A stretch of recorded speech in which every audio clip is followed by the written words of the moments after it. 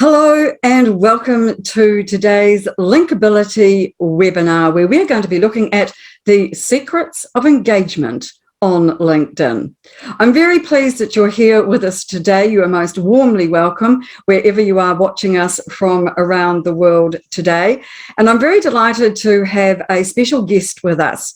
Gina Ballerin is a TEDx speaker and author, and she's going to be helping me to discuss engagement this afternoon, and I'm very pleased to have her here. Now, as usual, we will be recording today's webinar, and we will make the replay link available to you tomorrow once we have got it processed at our end. Now, at the end of our presentation today, Gina and I will be very happy to answer any questions that you might have about LinkedIn and what we are discussing today. So please, would you put those questions in the chat or in the Q&A at the bottom of your screen or side of your screen, wherever it's appearing, and then we can answer all of those for you. And now I would like to introduce Gina. Hello, Gina, and welcome along to our webinar today. It's very nice to have you here. And I can tell you that Gina is an inspirational TEDx speaker, storyteller, and B2B marketing leader. She's a fellow of the Chartered Institute of Marketing, a non-executive director on 2 boards, and founder of Verbalistics, an international content marketing consultancy. With a master's degree in management communication, she's the author of the Modern Marketing Manifesto, The Secret Army, Leadership, Marketing, and the Power of People. Gina is also a member of the Professional Speaking Association, and when she's not telling stories, Gina loves hiking, is doing Zumba, and like me, drinking G&Ts. Welcome today, Gina. Thank you, Lynnaire. It's a pleasure to be here, and I'm so excited to get cracking with this very interesting subject. Right. Well, why don't we do that? So let's first of all have a quick look at what it is that we're going to be talking about today and just the bases that we're going to be covering, because I think to have an overview of the topics is a good idea. So Gina and I are going to be looking at why engagement is important and how it can make a positive difference to your profile, to your career, and to your business. We're going to be talking about how engagement works, and Gina's going to be sharing her knowledge with us on this from the communications point of view. Then we're going to move on to the 5 most important, I believe, ways to engage effectively on LinkedIn, and that's where you'll pick up some tips and tricks and practical ideas that you can take away with you. Now, we're going to have at the end of that, as I just mentioned a moment ago, a Q&A. But first of all, there's something else that I would like to share with you. I have some news that I hope you might be inclined to think is really as exciting as I do. Over time, as my presence on LinkedIn has grown and developed, I've become seen as an internationally recognised LinkedIn expert who shares my knowledge as much as possible to help others. And that's something I'm really humbled and grateful for. It's been quite a journey for me on so many levels, and I'm still constantly learning about the different techniques and new features that help make LinkedIn such a wonderful business tool for so many people, whatever their goals. The thing is, my email and LinkedIn boxes are constantly full of all sorts of questions from people seeking all sorts of answers. Sometimes it's something quite simple and very straightforward, like a how to make a function work. Other times it's questions about bigger picture stuff like LinkedIn strategy or personal branding, or how to get higher levels of engagement. You see, a big part of my philosophy as a LinkedIn expert is to answer all these questions personally, but I have to admit, I just can't keep up. So here's an announcement that you might find helps you should you want answers to questions straight away. Over the last 6 months, my team and I have dedicated a great deal of time and many late nights burning the candle at both ends to create the new LinkAbility membership site that's very quietly gone live online today. If you can imagine a modern digital encyclopedia of many subjects, how-to videos, even podcasts about all things LinkedIn, you'll get the idea. We've chocked the LinkAbility membership site full of all the prime material that we've collected, along with new, never before seen content like easy to follow videos, articles, and webinars, full of ideas and proven ways to build your network, improve your profile, and develop key relationships. There's way too much content to mention it all today here on this webinar, but members can join live online coaching sessions and access a private Facebook community where you can share your questions, receive answers, and network with other like-minded LinkedIn folks. So if you would like to have a look and see if the LinkAbility membership site is right for you, there's a link coming up on your screen in a moment that will take you to a page that explains all about it in detail. There's even a frequently asked questions section to cover all the bases, and we would love you to check it out. So here's the screen with the membership site details coming right up. There it is there, wordwizard.co.nz/membership. We would really love for you to join us. But now let's move on to what we're here today to talk about: engagement. So the benefits of engagement. I've listed 5 here that I think are the most important, and I'll talk a moment or two about each of these, and then Gina can tell us what her view on this is too. I think that engagement really helps to build a network, and of course that's at the basis of what LinkedIn is all about. It's becoming known to people who will learn to like you, they'll learn to trust you, and hopefully become clients of yours. It will also help you become visible, which then enhances your credibility online. It creates trust, which of course then leads to people doing business with you. Of course, one of the added attractions of engagement is that it attracts collaboration. And that kind of collaboration is how Gina and I have ended up on this webinar here today.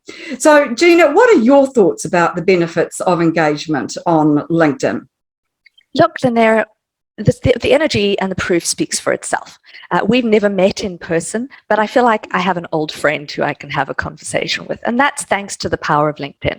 And just to go back very briefly to the site that you're creating, it doesn't surprise me that it's going to be absolutely jam-packed full of value, because I have asked you questions myself on LinkedIn. You've given valuable and insightful answers every single time I've asked, and it's a real gift to the community that you keep sharing that information. And I hope that there are some people on the call today, but even if there aren't people on the call today, I suspect that this is going to be a resource that becomes more and more valuable and valued across the world as we go on. But let's get back to engagement now.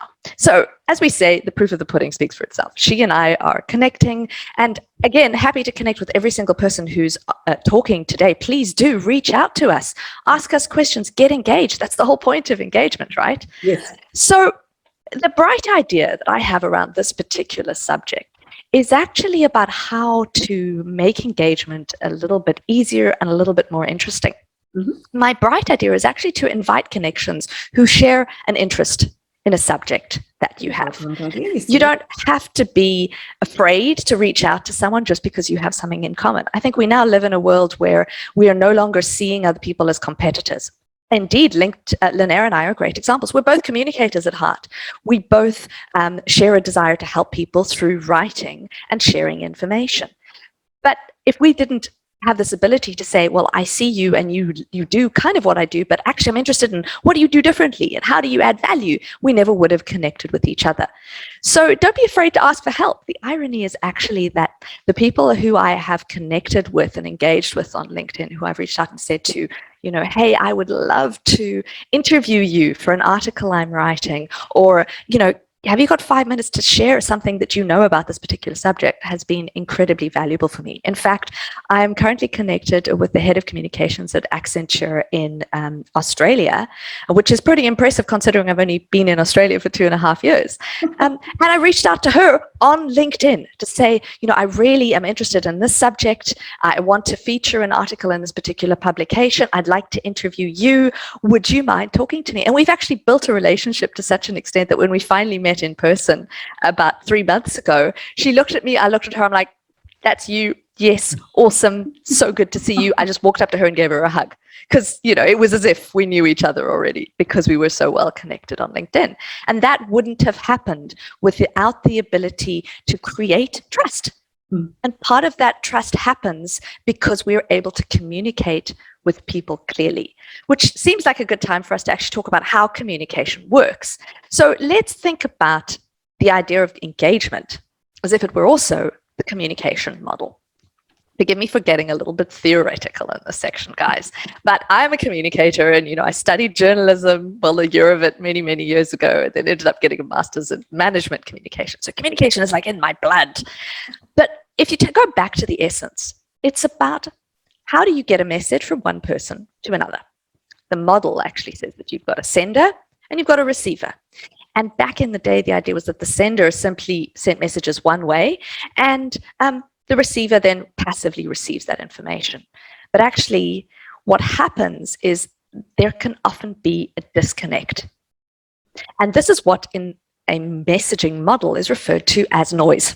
Now, you know this. You're having a conversation with someone, even someone as close to you as your partner, and you've said something, but their response tells you that actually they didn't really hear what they said, what you actually said. And noise isn't just physical noise, the background hum of the fridge or, the bird squawking in your ear. There is also a lot of noise in people's heads. And the reason that this is important in any communication context, particularly in engagement on LinkedIn, is that you can't always tell how people are seeing you, in what context they're seeing you, what they've done before or after they have engaged with you. And one of the topics that Lynnaire talks about in her book, which I've read and find really, really useful and valuable, is actually the ability to cut through that noise and for people to see you. Because ironically, communication is enhanced when you use lots of different ways of reaching people. Someone commented earlier that they're really excited about the videos that they're going to see up on your platform, Lynnaire. And actually, video and audio can be a very good way of making engagement happen effectively when you're on LinkedIn. One of Lynnaire's tips is actually to use the record function on LinkedIn to record a voice message and send that to someone. And I have to say, it has cut through like nothing else. In fact, there is a guy I have been working with to try and talk on lots of podcasts all over the world, who's now a great friend of mine. And he reached out to me initially by leaving voice messages using the LinkedIn function. So when engagement works, there is this magical connectivity that actually happens between people who, and it transcends the platform. LinkedIn is simply a starting point, but it goes much further beyond that. I was interested to hear you talk about the LinkedIn voice messages, Gina, because one thing that LinkedIn is rolling out at the moment is the ability to be able to go straight within LinkedIn, to go straight from those voice messages or those messages in your inbox there to a Zoom call right within the platform. And I think that's a really good idea, because then if you get involved in a conversation that all of a sudden becomes too complicated really just to write about or leave a 60-second voice message, being able to say to somebody, well, look, why don't we just get onto a Zoom call right now within the platform? I'll send you an invite right away. And there you are, you're still on LinkedIn, and you can immediately set up a Zoom call and get right onto it and continue your conversation right there and then. Now, I love that idea. I think that that's fantastic. It does have its drawbacks, I have to say, because you've got to always be Zoom ready. But in this day and age, a lot of us are pretty used to that kind of thing anyway. So that's another thing that is being rolled out from LinkedIn at the moment, along with a whole bunch of other new things that are coming as we move through the rest of the year. The next couple of months, I think we'll see a whole load more new features, although some of us are still trying to get to grips with the ones that were rolled out in the last quarter of the year. So, but that's the way that LinkedIn rolls. They have a bit of a gap, and then there's a whole load of new features. But we're not here to talk about new features today. We're here to talk about engagement. So these are the 5 most important ways that I think that you need to think about engagement on LinkedIn, or where you need to think about it on your LinkedIn. So your profile and what that looks like, and the messages that sends, your connections with people, that's how you actually invite people, and what you do after you've received a yes, your direct messaging. So that's a really important part of the whole LinkedIn setup these days, as we've just discussed, and posting content. A lot of us automatically see engagement as being part of posting and publishing content, but of course it is much more than that. And then finally, the connect or follow button, and that's something that is a bit more tricky, and it's a bit more complicated to explain, but we'll get to that point in just a moment. So then, first of all, Gina, was there anything else on this slide that you wanted to mention, or are we moving on to the next one? I actually have a bright idea when it comes to ways of engaging people on LinkedIn. And that is actually about who you choose to engage with. Now, we know that LinkedIn is a great tool for connecting with people who are already part of your network, and you can message anyone that you're already connected to. But it's also a way of attracting new audiences, and it's a way of connecting with people who you think, oh, can I really connect with them? And so I know anyone who's ever had imposter syndrome or heard about imposter syndrome, you're like, hey, I'm just me. I'm not important enough to connect with someone. And that is actually the biggest lie that you're telling yourself.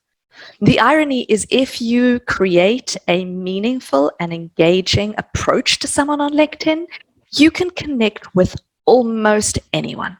I have a whole bunch of really awesome and inspiring authors in my LinkedIn network, because I was just brave enough to reach out to them and say, hey, Dan Pink, I think you're amazing. I've read your book. I would love to be connected with you if you're up for it. Is that okay? And lo and behold, I'm connected with some fabulous authors. I actually don't remember if Dan Pink is one of them, but if not, I need to go look up Dan Pink now and see if he'll connect with me. But the point is that you can invite anyone to connect if LinkedIn gives you the ability to do so. There are some people who prefer to hold themselves back. They prefer you to have their email address before they'll let you connect with them. Personally, I don't really see why you'd want to do that, but there may be people who are just simply overwhelmed with requests, and we can understand that. Or let's not forget. Sorry, go on. Let's not forget that LinkedIn is actually a great way of building new business. And Lynnaire and I are both consultants. We make our livings out of helping people communicate better. From my perspective, I write content for people who need help in writing blog posts or any kind of content you need in a B2B context. But let's not forget that the people who are going to be our clients, in other words, our prospects, are on LinkedIn too. And often there's that fear of reaching out to someone who you want to sell to, because there's this fear that you're actually doing more selling than you are connecting. And it's a hard balance to figure out. But I think the most important thing is, if you're honest and you're authentic and you're genuine about the value that you can add to them, it takes away a lot of the fear, because you're actually genuinely interested in their problems and how you can help them solve those. I think it's important to treat other people on LinkedIn like you want to be treated, Gina. I think that's one of the critical things too. Absolutely. All rightio, let's have a look at profiles now. Everybody who's been on one of my webinars before knows that I love LinkedIn profiles, and helping people make them absolutely compelling so that they really do what people want them to do. So whether that's to get a new job, or bring in clients to a business, or to improve their personal brand, that's where I see profiles coming in. So there are quite a number of areas on a profile that I think where you can put engagement, or where engagement is important. Now, of course, remembering that this is a bit of a one-way part of the communication that Gina talked about earlier, but I still think that you can be engaging on your profile in different kinds of ways. And part of that, of course, is to have key messages and imagery that really invites people to engage with you in your headline. headline, that's how what sits right under your profile photo, and now underneath also your cover video. Also your about section, which you can have 200 to 300 words in there, your experience section, and the featured section, which is all about images and videos and links, and of course in the contact details. So I think all of those are really important. So Gina, what have you got to say first of all about headlines? How would you make a headline to invite engagement? You know, that's a really tricky thing, because the headline I haven't quite figured out yet. And I think part of that is that actually there's so many things that I want to tell people about how I can help them that I kind of chop and change my mind a lot. So I wouldn't say I'm best practice in this. I'd take the advice from Lynnaire, quite frankly, people. But there are ways of making sure that engagement is enhanced. And quite frankly, when I see someone who only has their profile picture, but they haven't got a headline picture across the top, I immediately go, why not? Yes. What's wrong with you that you aren't prepared to tell me just a little bit more, or spend just a little bit more effort in putting an image up there? And quite frankly, it doesn't really matter what your image is when you're just beginning. You know, you could put a picture of the beach up down the road from you, or, you know, where you went on holiday 10 years ago, because we know that holidays are not exactly happening for most of the people around the world, except for you lucky New Zealanders at the moment. But the point is that even if you don't want a professionally designed image, put something up there that reflects something that you care about, something that resonates with who you are, what you do, or what you're just interested in. But there are two bright ideas I can share here. And the first one is that once you've had an image up, or once you've got a couple of things that you really want to share with people, do yourself a favor and invest in getting someone to make your header image look amazing. A professional will know what the ratios are, where you put the words, where you put the images, what happens when you see it on a mobile site or when you see it on a website behind you. And what happens, because of course when you see it in different profiles, it gets bigger or smaller and you can see more or less of it. But use that opportunity, right? This is effectively free advertising. It is your chance to showcase how good you are. And there's another tip that Lynnaire and I both got from a mutual friend of ours, the book advisor, Jackie Lane. And Jackie said, do your numbers. How many years have you been doing something? How many times have you done something? How many, in her case, books have you written? In our case, Lynnaire and I, how many LinkedIn profiles has she written? How many blog posts have I written? You know, and actually the thing is, it's hard work to pull those numbers out. I don't know how you can. When you sit down and do it, and I had to do it like just on an average. Okay, let's say I write on average 40 to 60 blog posts a year times X many years. That's how many blog posts I've written. And then you actually sit back and you go, holy cow, I really know what I'm doing. And if nothing else, it should hopefully give yourself reassurance that you actually are the expert that you're putting yourself forward as. And the same thing applies whether you're working in another business or whether you're working for yourself. Don't be afraid to put forward the great things that you've done. You might not have won awards, but if you have, put them up on your LinkedIn profile. You might not have an organization that gives you banners to put up on your background, but hopefully they do. And if they don't, challenge them and say, I want my LinkedIn banner, please. Great idea. The banner is really important because it's the first thing that everybody sees, but also equally important, I think, is the about section. Now, I think that the main tip I've got for these, Gina, is that people should write those in the first person, because I think that's more approachable. It's more personable, and a lot of people do tend to do it as if they were reporting it. So they talk about he or she or they, but I like to write profiles so that I'm talking in the first person. I do this or I do that, because I think that makes a bit of an impact in terms of engagement. People will feel like they know more about you. And the same with the experience section. I think that should be written in the same kind of a way. So again, so that you're reaching out to people and not make that sound like it's your CV or resume. A lot of people I still see are putting up on their LinkedIn profiles just their job title and their responsibilities. abilities and key milestones that look as though they've been copied directly from their CV. Well, I think that's a wrong way to approach this, and you need to think about it from what people want to read, the point of view of the person who's reading your profile. What do they want to know about you, and what can you tell them about yourself that will make you stand out from everybody else? And so that's, I think, the critical thing there. Now, you've already mentioned a graphic designer, and I think that the featured section is another area where this can come to the fore as well, because now that we've had this featured section for well over a year, about 18 months now, I'm still seeing people that don't have it on their profiles, and it's such a waste of fantastic online real estate, because that's where you can really get some great imagery out there, some videos, some photographs that you might have of awards that you've won perhaps, or sometimes people you've met, but maybe not, unless that's particularly relevant to your business. But generally some visual ways that people can engage with you. So I think the featured section is another really excellent way of doing that. Now, but before you move on to the next section, I think there's an important point about the featured section here as well, which is it's not hard. No. You can actually take a post, any post that you've written on any subject, and just literally go right-click, add to featured section.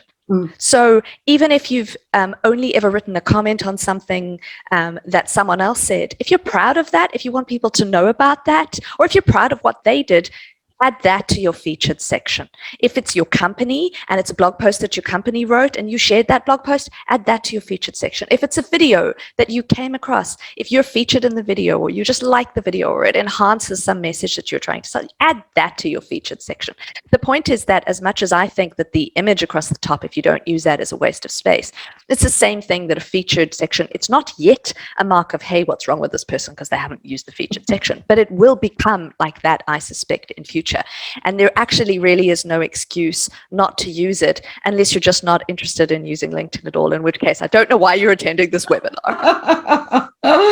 The final section I think that's really important to mention is contact details. Now, there is a contact details section on your profile, which is a very good idea to fill out completely. But also I like to add contact details in each of the about and experience sections, so that you can add a website link, contact details for like your phone number or your email address as well. Now, some people are not comfortable sharing that, and I understand that, but I think that if you are hoping to attract the right people, making it easy for people to find you and to get in touch with you is absolutely the best way to do that.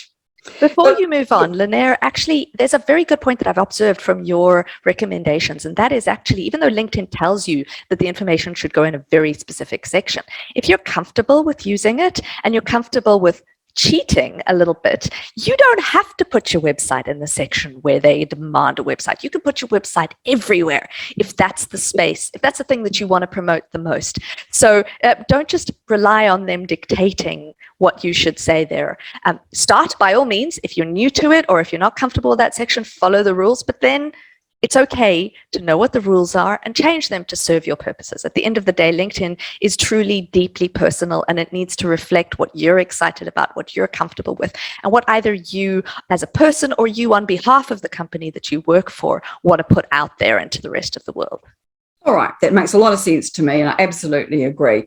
So let's move on then to connecting to people so that they say yes with you, because obviously what you want to do on LinkedIn is to extend your network and to have some great people in it who will be engaged with you, who will know who you are, who will take your calls or your Zoom videos, or whatever it is that you might want to be. But I think getting people to connect so that you have a good network of quality people is really important. And that starts even before you begin to invite people by going to someone's profile to check out who they are and what they might do, because they might look at that and see that you've looked at their profile, and engaging on their content before you even send them a message to connect, because I think that will help them to say yes. How you invite a person is really important, and I really believe that there is no reason why you shouldn't every single time send a personalized email or message message. So that's dear so-and-so, and I'll come up with a good reason why they should connect with you. And I think you'll find you'll get a much better response rate to that. And what you do after the invite is accepted, you always want to make sure that you have something to send to people afterwards that says thank you for them inviting, for you and for connecting with you, and developing that relationship so that people know that you are keen to do more than just have them as a number in terms of your connections, that you really do want to get to know them better. So those are the things that I think are important about connecting. Gina, what are your thoughts on this? Do you have any bright ideas? I do indeed. I have. Here's a bright idea I thought of earlier. I agree with Lynnaire in that personalization is super important. But I've been on LinkedIn for a very long time. I've been sharing information for a long time, and I've actually explored and experimented with, very briefly, the idea of being able to reach out to people when they've come to me first. Now, I wouldn't recommend this for beginner or first-time users. And certainly, if there's a reason that you're not personalizing something because you're afraid to, or because you want to hide something, then make sure you personalize stuff, because that's a really valuable exercise. But what I've found recently is that when I have something truly deeply in common with someone, if I can comment on the post that they've made, it's almost like it opens a door for me to begin a relationship with them. And so what I've been exploring with recently is I'm a member of the Chartered Institute of Marketing. I'm a fellow, actually, and I'm a member of the board of directors of the Chartered Institute of Marketing. And I found that recently, when people become a fellow, or they've recently had a graduation, or they've obtained a specific certificate, if I comment on their post saying, "Hey, Sue, congratulations. Really proud to have you as a fellow, and let's join up." And even if I don't say let's join up on the comment on the post, if I just invite them to connect with me, they already know who I am. We've almost had the conversation before I send the invite. Similarly, if someone has checked out my LinkedIn profile, it's really nice to respond to them and say, "Hey, I saw you checking me out. Shall we connect?" And that will almost guarantee that they're going to accept your invitation. But I've actually been experimenting with just inviting them to connect, and more often than not, they do. Now, the reason that Lynnaire's recommendation for personalizing thing is so important is because the relationship doesn't go anywhere beyond that when I do that.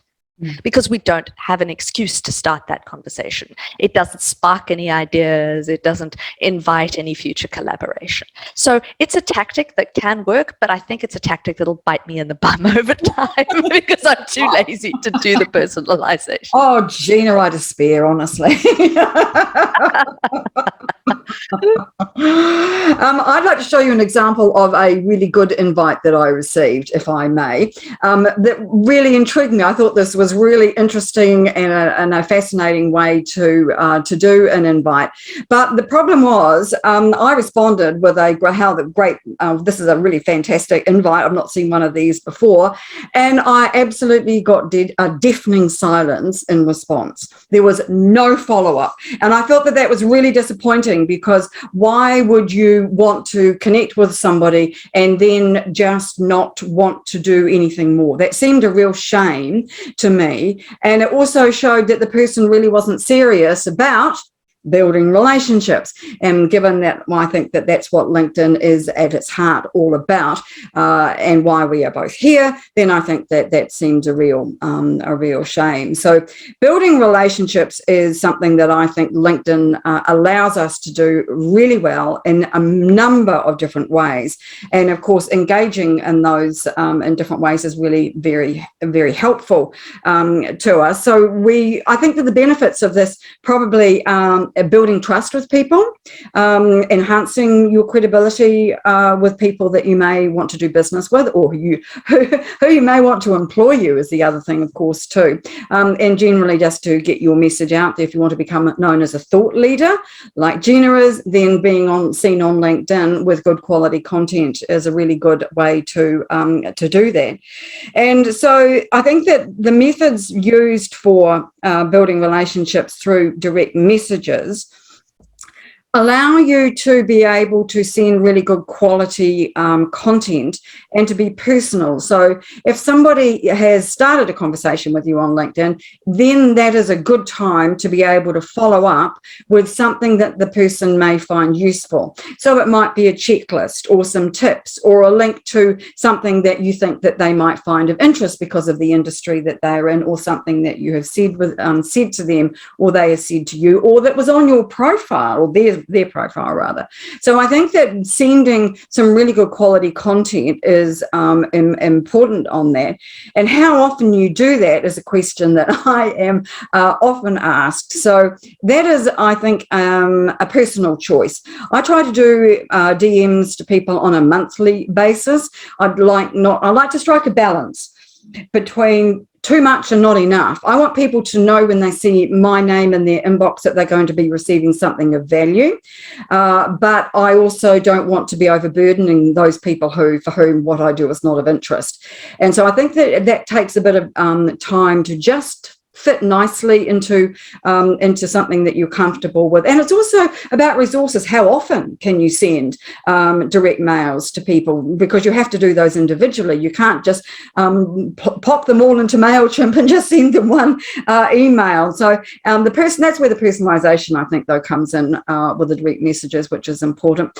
And the mistakes I think that people make are no personalization. I think it's really important to be personal and to spam people. I think spamming people or trying to sell really early on in the relationship before you've built that trust is a bad mistake to make as well. As is either sending messages too early, or too soon, too quickly, or too late. So you don't want to be bombarding people with messages. Otherwise, they will unconnect from you, unfollow you, and potentially block you.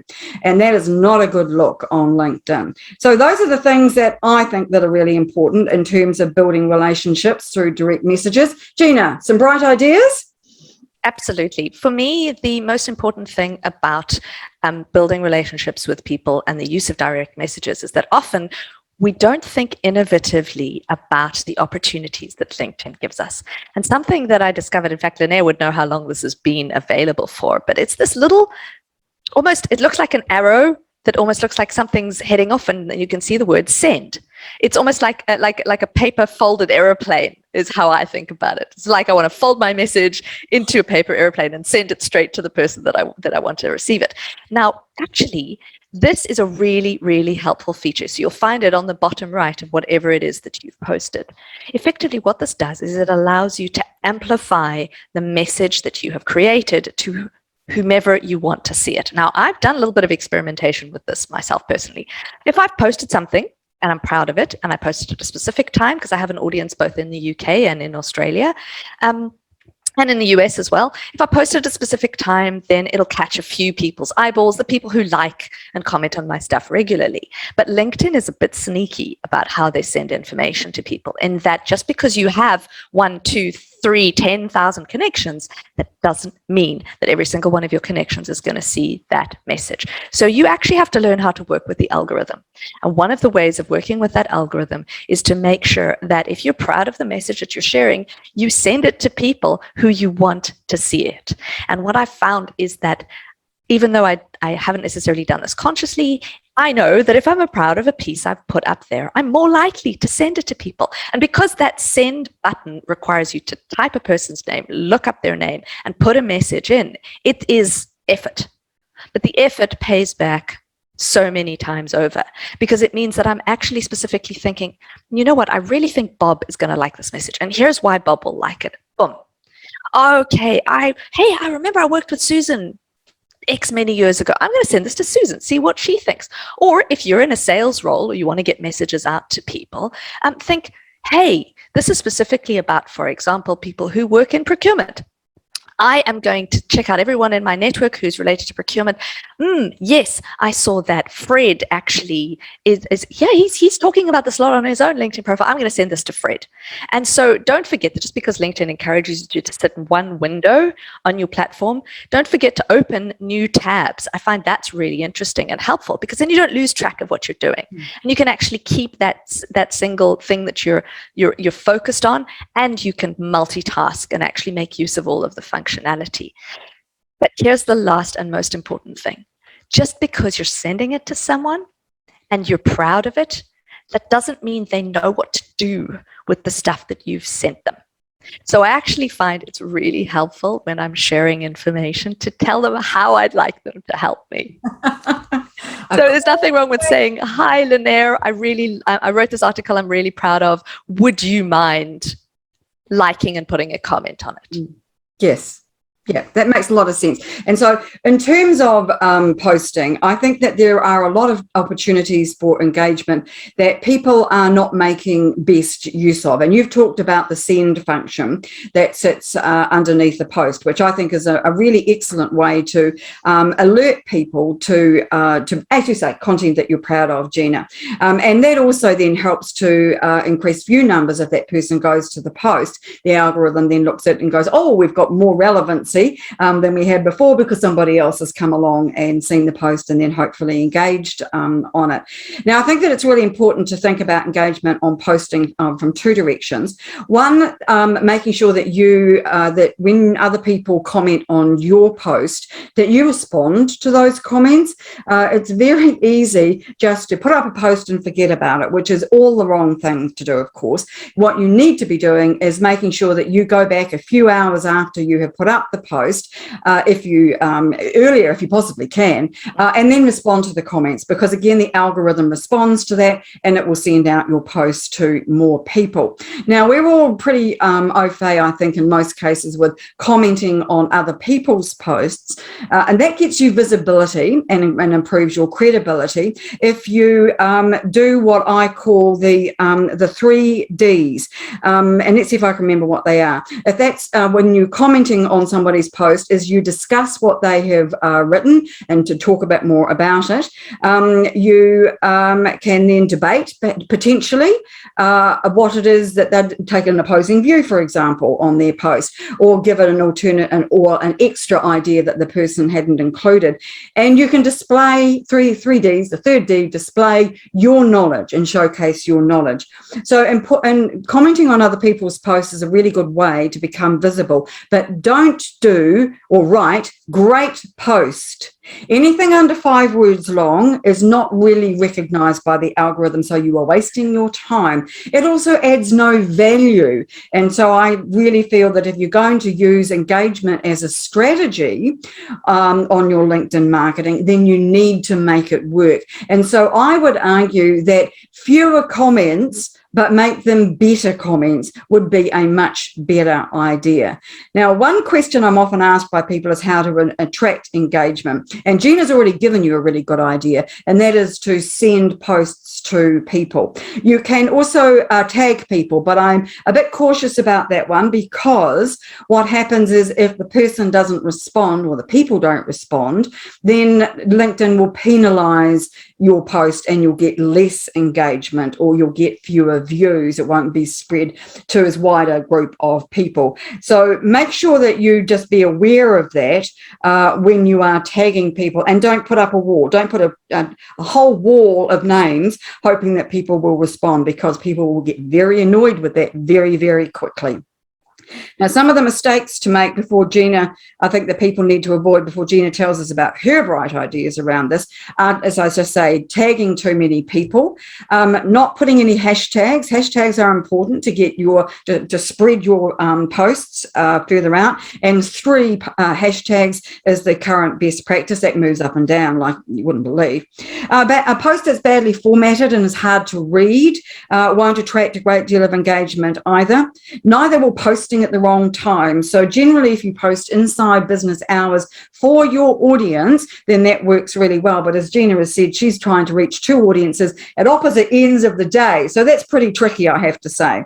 And I think if you follow those particular rules, if you like, or ideas, then you will find that you will get more engagement on your post, because it's something, though, that builds up over time. It's not something that you can just start working on LinkedIn and expect to get 50 comments on your post, 100 comments on your post. You may get 5, and for some people who are first starting out, I think that's a really good number. Now, one other point I want to make about engagement. Oh, no, I'm going to make my point after you've shared your bright idea, Jen, and you go ahead and do that.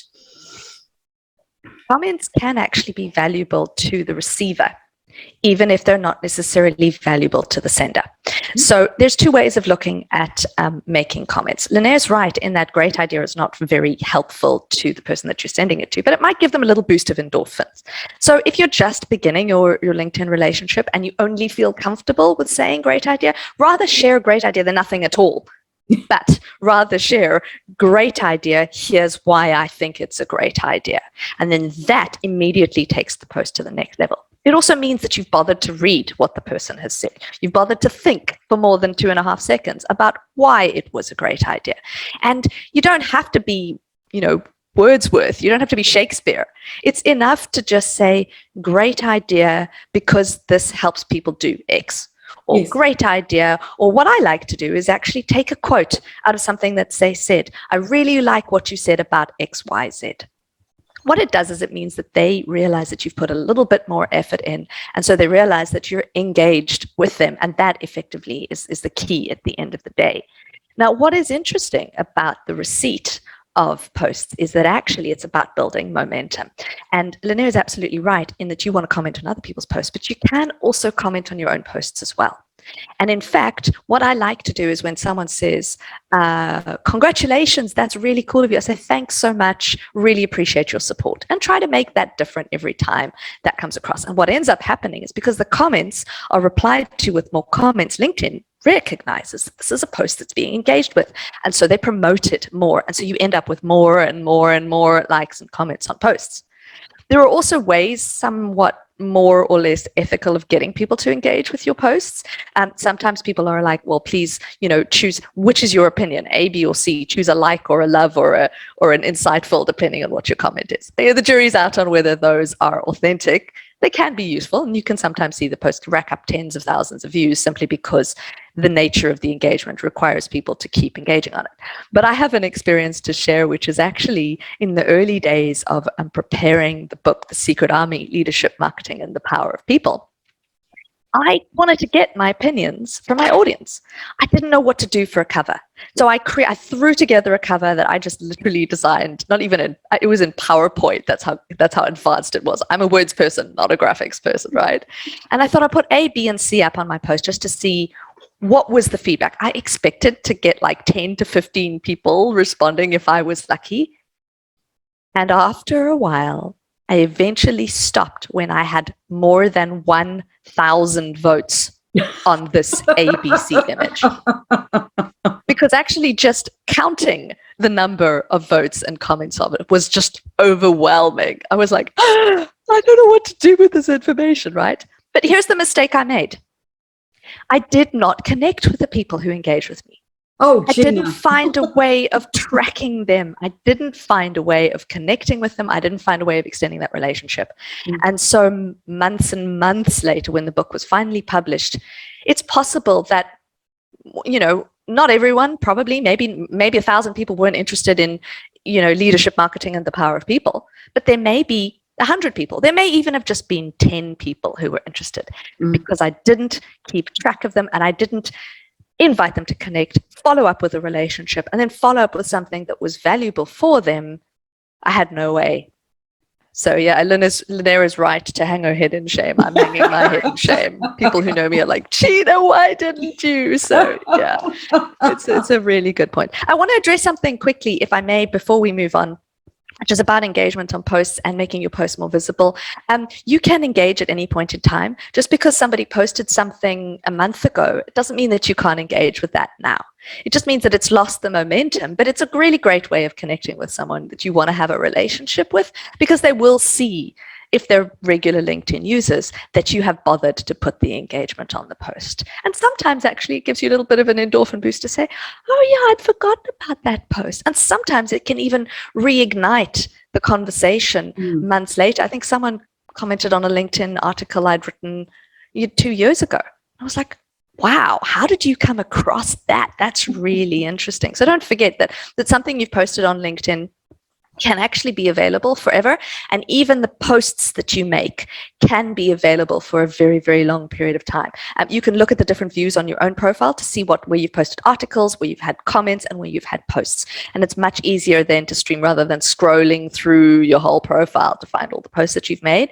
And to a question that someone made earlier, yes, you can feature your posts at any point in time as long as you can find them. That's the challenge, finding a post that you did a year ago. Yeah, I absolutely agree. So one of the things that I do is I always make sure that I keep a copy of the URL when the post goes up in a file so that I can always find them again. That makes a lot of sense to me. That's a really good point on the URLs, actually, and it's a feature that not everybody knows about. If you're looking at the post that you've got in LinkedIn, on the top is the 3 dots, the ... which modern users of computers understand that that's effectively like the more here button. If you click on that drop-down button, you can see that there is a thing that looks like a hyperlink option, which is exactly what it is. And it says copy link to post. That is so valuable because it allows you then to refer to other people's posts, and then you don't have to say, oh, Susan Blogs did a post on this. Just go to Susan's profile. Meanwhile, she posted it 6 months ago and you can't find the post. You can actually select that individual post, share it. A while ago, I was actually involved in a project with a client where we did a video about special education in Singapore. And the consultants were so incredibly proud about the fact that they changed the nature of the way special education was seen in Singapore. And we created this incredibly beautiful and moving post. About 3 months afterwards, their senior CEO from a whole different, more senior part of the organization posted it again.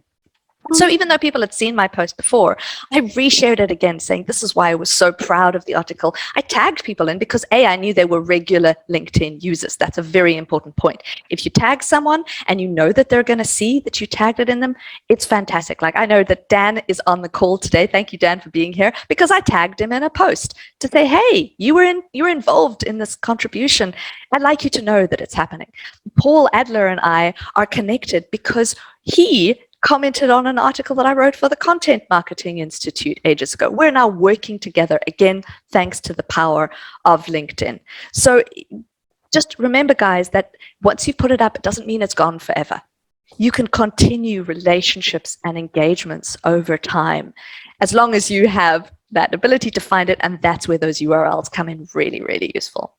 That's a really good tip, Gina, and thank you very much for sharing that. So what I'd just like to do to summarize really at the end before we move on to the Q&A is just to mention again what it is we've covered today. So we've talked about why engagement is important and why it's a really good strategy to be using as part of your LinkedIn marketing. Gina's talked about how engagement works and how it sometimes doesn't work and how we can fix that. And we've looked at the 5 different ways to engage effectively on LinkedIn and shared a lot of tips and ideas about how to make sure that you do this really, really well. Now, I will just stress that there are lots more ways to engage on LinkedIn than what we've been able to cover today. But I do think that you've got the basics of it all here and a whole load of really great ideas. Now, what happens if you want to find some more information? I've just got a link, some links here for you today. And Gina said this right at the very beginning of our call. Do please connect with us or follow us, whichever you prefer. I don't know about you, Gina, but I like people to connect with me. Yeah, me too. On the webinar. So find us both on LinkedIn and please do connect with us. And remember that we are both into engagement and would really very much like to hear from you and develop a relationship if that's something you'd be keen on doing too. I mentioned at the beginning about my new membership site. So I've just listed it here again, and we would invite you to go and have a look and see what it's all about. And if it's something you think that would be valuable to you, then please join our fledgling community. We are really looking forward to getting this underway. And do visit Gina's website at verbalistics.com.au because she's got a lot of great information there, as well as on her profile and, of course, in her posts. Now, if you wish to buy my book, LinkAbility, you can it's a good read, by the way. Not exactly bedtime reading, is it? You can buy that on any of the online book bookstores, and including from my website, wordwither.co.nz. And if you want to buy Gina's book, which is also a great read, then you can buy that from Amazon. Is that right, Gina? That's right. Amazon.co.uk, Amazon.com.au, and Amazon.com. They all stock it, and you can buy it absolutely there. But before we go, I will say that LinkedIn, Lynnaire's book, LinkAbility, is actually bedtime reading, because you can read a little bit of it, you can read a lot of it. It's one of those books that I found I pick up and I almost delay finishing it because I find so much value in it. I didn't actually want to finish reading the book. And one of those where you kind of pick it up and you go, oh my God, I never even thought of that. Now, I've been on LinkedIn for more than 10 years. And having read Lynnaire's book, I still found things in there that were valuable to me. And in fact, I've recommended it to clients who should be reading the book to get their own LinkedIn profiles up and running and sharing and engaging more effectively. So if you haven't got a copy, guys, do it and connect to that. Lynnaire's always adds value. So, I'm privileged to be here because of the value that she adds. So thank you, Lynnaire. Well, we're really privileged to have you with us, Gina, today, and thank you very much for making your time available and for giving us such a lot of really good in-depth information about LinkedIn. I think that that's really been very, very helpful to a lot of people. Now, what I will say again is that we have recorded today's webinar, and we will be sending the replay link to you tomorrow to the email address that you registered for the webinar with. I hope I've got my grammar right there, and that you'll get that tomorrow. So we have enjoyed being able to talk about LinkedIn, because Gina and I always love talking about LinkedIn. And we've enjoyed being able to spend some time together talking about LinkedIn today. And thank you all for joining us. We've had some really good numbers of people take part in the webinar today, for which we are really grateful. Thank you so very much indeed. And both Gina and I are looking forward to seeing you all on LinkedIn. And I will see you here on the next webinar in September. Thanks again for joining us, and we'll see you again soon. Bye-bye.